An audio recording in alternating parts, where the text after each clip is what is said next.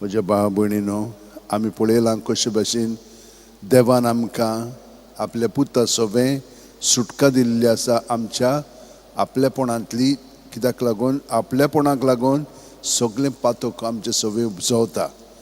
जेन्ना आमी मास करून आमचें जिवीत जियेता तेन्ना हें सगळें घडोवंक लागता. देवाक आमी मास करून जियेता म्हणटा पूण ते भाशेन आमी जियेना.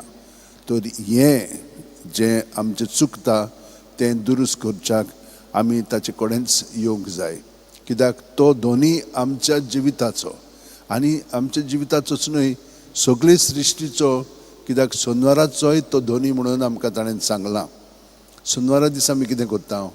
त्या दिसा आमी आमचो दीस देवाक भेटोवन तो ताचे बरोबर सादता.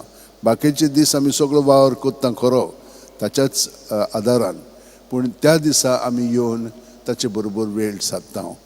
हे भाशेन आमचें सगळें घडच्याक आमी ताची कृपा मागया आनी देवा बरोबर आमचें जिवीत अदीक घडोवन येवच्याक थोडो वेळ आतां आमी आमचे हात अशे जोडया, दोळे बंद करया.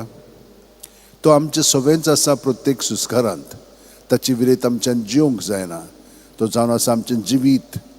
प्रत्येक सुस्कारांत तो आमचें जिवीत म्हणून आमी ताका पत्करता, स्विकारता आनी ताचें सगळें आमी आसा, भोंवता आनी जियेता.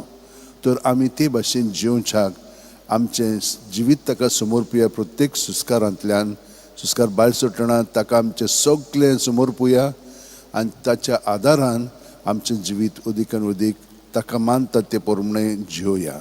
आमेन.